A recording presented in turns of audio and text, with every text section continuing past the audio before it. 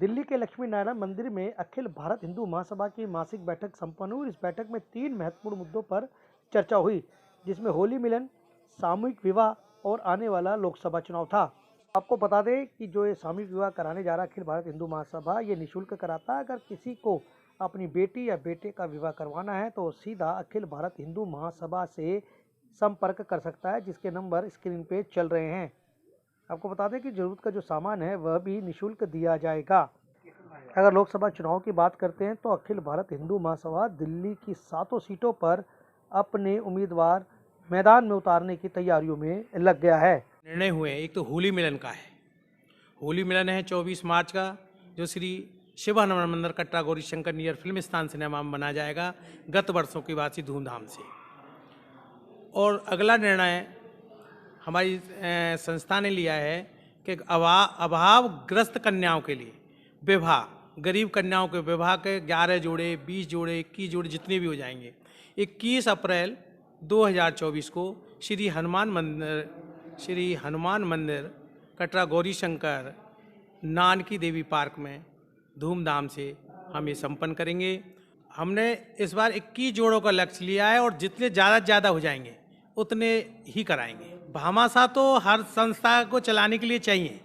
हमारी हिंदू महासभा के भी बहुत सदस्य हैं और अन्य भामाशाहों से हम दान स्वरूप स्वीकार करते हैं। बात करें जिस तरीके से लगातार अभी चुनाव का दौर भी चल रहा है, अखिल भारत हिंदू महासभा से जानेंगे कि जो लोकसभा का चुनाव चलने वाला है उसमें क्या रणनीति के साथ मैदान में उतरेंगे। चलिए बात करते हैं। जो राकेश गोला जी, जिस तरीके से इस वक्त मौसम तो बड़ा ठंडा बना हुआ है, लेकिन बात करें चुनावी माहौल बड़ा गर्म है, तो क्या लग रहा है जिस तरीके से लोकसभा का जो चुनाव आने वाला है उसमें अखिल भारत हिंदू महासभा की क्या भूमिका रहने वाली है?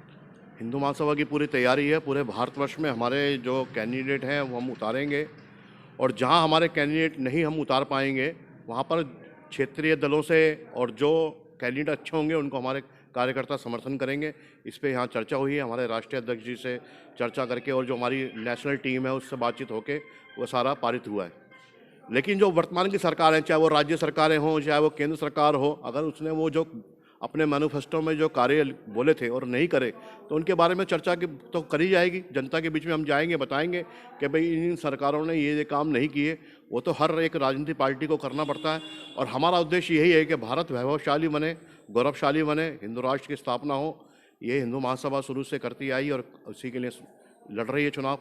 जी, और कई मुद्दे छाए हुए हैं, जिस तरह के एनआरसी का मुद्दा हो, चाहे यूसीसी का मुद्दा हो। जिस तरह भी देखा आपने कि जो उत्तराखंड की सरकार, जो राज्य सरकार है, उन्होंने यूसीसी पारित कर दिया। तो क्या जिस तरीके से आपका जो पार्टी के साथ सहयोग रहने वाला है, या आप पार्टी में अगर चुन के आते हैं तो क्या ये मांगे आप लगातार भारत के प्रधानमंत्री को बोलेंगे? हम तो शुरू से बोल रहे हैं, हिंदू महासभा तो शुरू से चाहती है कि एक देश में एक ही कानून बने, समान नागरिकता लागू हो इस देश में, जनसंख्या नियंत्रण बिल लागू हो, और वो बिल लागू हो के लागू होना चाहिए।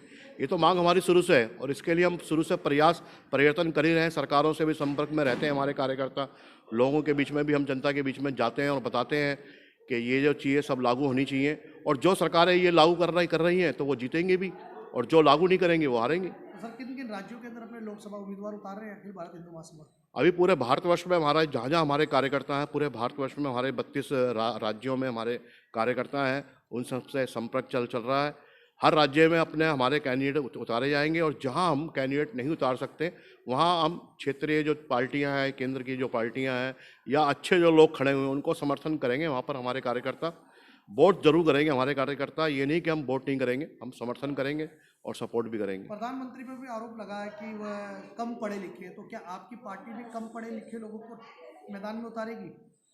बात कम पढ़े लिखे की नहीं होती, बात है कि जनता के बीच में उसका कैसा कार्य होता है, वो जनता के बीच में कितना समय देता है, जनता के लिए कितना सुख दुख में शामिल होता है, ये मेन मुद्दा होता है। लिखे और पढ़े लिखे की विषय नहीं है।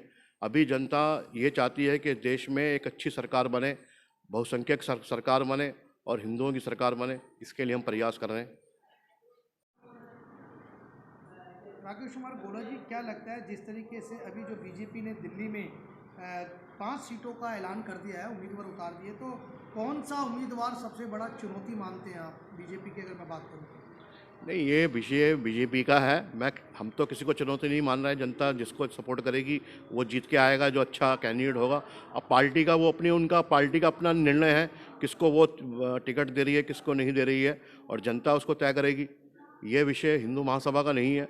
कांग्रेस ने भी अभी टिकट नहीं दिए हैं, आम आदमी पार्टी ने 4 उम्मीदवार अपने तय कर दिए हैं, तो सभी अपने उम्मीदवार तय कर रही है। वो पार्टी का उनका अपना विषय है, और जनता जिसको चाहेगी उसको चुन के लेके आएगी। दिल्ली में हम तकरीबन 5 कैंडिडेट उतारने जा रहे हैं दिल्ली में, और बाकी जगह पे हम 2 या 3 जगह पे हम समर्थन देंगे।